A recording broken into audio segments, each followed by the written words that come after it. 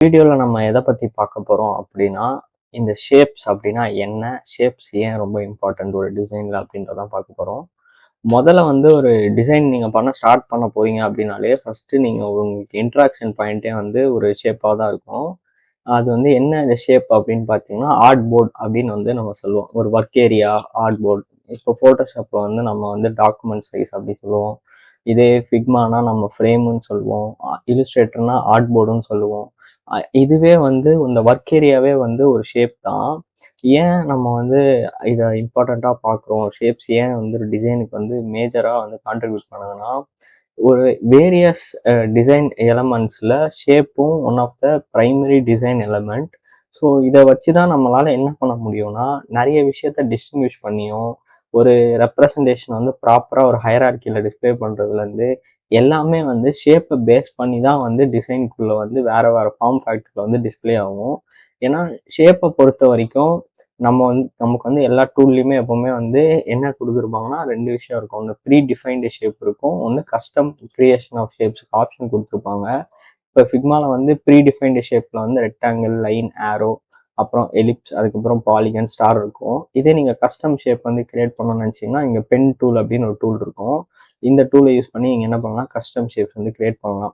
இந்த ஷேப்ப வந்து நம்ம ஏன் டிசைன்குள்ள ஃபர்ஸ்ட் இது பண்றோம்னா, இது வந்து டே டு டே அடாப்டேஷன்ல இருந்து தான் நம்ம வந்து ஷேப்ஸ வந்து நம்ம டிசைன்குள்ள இன்னரிட் பண்றோம். ஏன்னா நம்ம சுத்தி இருக்கிற எல்லாமே வந்து ஃபார்ம் ஃபேக்டரே வந்து இட்ஸ் அ ஷேப். எதர் வந்து இதெல்லாம் வந்து பார்த்தீங்கன்னா, காமன் பேட்டர்ன்ஸ் ஆஃப் ஷேப்ன்னு நம்ம வந்து கேட்டகரைஸ் பண்ணலாம். இல்லன்னா uncommon pattern of a shape. அதாவது ஏதோ ஒரு ஆப்ஜெக்ட்டா இருக்கலாம், ஏதோ ஒரு விஷயமா இருக்கலாம். இந்த வேர்ல்ட்ல எக்ஸிஸ்ட் ஆகக்கூடிய எல்லாத்துக்குமே வந்து ஒரு ஷேப் அப்படிங்கிறது தான் வந்து பிரைமரி ஃபார்ம் ஃபேக்டர். அந்த ஷேப்ப தான் வந்து நம்ம இன்னரிட் பண்ணி தான் ஒரு டிசைன்லயுமே நம்ம வந்து யூஸ் பண்றோம். ஏன்னா, இப்போ உங்களால வந்து ஒரு டச் பண்ணி ஒரு விஷயத்த வந்து ஃபீல் பண்ண முடியுது. இது இப்படிதான் இருக்குன்னு அந்த அப்பியரன்ஸ வந்து ஷேப்னால தான் வந்து உங்களால ஃபர்ஸ்ட் வந்து அந்த விஷயத்த வந்து அப்சர்வே பண்ணும் நம்மளோட மைண்டு. அ இதுக்கு ஒரு எக்ஸாம்பிளோட நம்ம பார்க்கலாம். ஃபர்ஸ்ட் வந்து இப்போ டேஞ்சரஸ் அப்படின்னா, நீங்க வந்து ஒரு ஷார்ப் எட்ஜ் இருக்கு. அப்படின்னா அது வந்து டேஞ்சர். இத வந்து டச் பண்ணக்கூடாதுன்னு நீங்க வந்து நெனைப்பீங்க. சேம் இதே டேஞ்சர தான் வந்து நம்ம ஒரு ட்ரையாங்கிள் அலர்ட்ல வந்து நம்ம வந்து டேஞ்சர வந்து ரெப்ரசன்ட் பண்றோம். ஷேப் அப்படின்ற ஃபார்ம் ஃபேக்டர் வந்து இங்க 2மே ஒண்ணு தான். இந்த 3 காம்பினேஷன்ஸ் ஆஃப் எட்ஜஸ். அத வந்து நம்ம இதுல வந்து டிஜிட்டல் ரெப்ரசன்டேஷனுக்கு வந்து ஒரு அலர்ட்டுக்கு யூஸ் பண்றோம். ரியல் எக்ஸிஸ்டன்ஸ்ல வந்து ஷேப் அப்படின்றது டேஞ்சர்ன்றது நமக்கு ஆல்ரெடி ரிஜிஸ்டர் ஆயிருக்கு நம்ம மைண்ட்ல. இதே ஒரு சர்க்கிள் நீங்க எடுத்துக்கிட்டீங்கன்னா, சர்க்கிள் அப்படின்றது வந்து டச் டு சேஃப் அப்படின்ற ஒரு ஆங்கிள் பார்க்குறோம். இது எங்க வரும்னா, எமோஜி எல்லாமே வந்து பார்த்தீங்கன்னா, ரவுண்டா தான் இருக்கும். Different kind of emojis round ஷேப்ல தான் வந்து இருக்கும். இப்போ ஏன் இத நம்ம வந்து ரொம்ப இம்பார்ட்டன்ட்னு பேசுறோம்னா, வேரியஸ் டிசைன்ல இருக்கிற ஃபார்ம் ஃபேக்டர்ஸ்ல இருக்கக்கூடிய ரெப்ரசன்டேஷன் வந்து ஷேப்பையும் ஒரு டைப்போகிராஃபி வேற அதர் எலமெண்ட்ஸை பேஸ் பண்ணி தான் இருக்கும். ஈவன் இப்போ இந்த இமேஜே வந்து பார்த்தீங்கன்னா, இதோட ரேஷியோ வந்து 1408/768 ஒரு ரேஷியோவில் இருக்குன்னா, இது வந்து ஒரு ரெக்டாங்கிள் ஷேப்ல தான் இந்த இமேஜ் இருக்கு.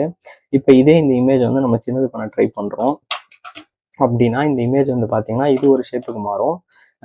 வேரியஸ் கைண்ட் ஆஃப் ஷேப்ஸஸ் வந்து எக்ஸிஸ்ட் ஆகுது.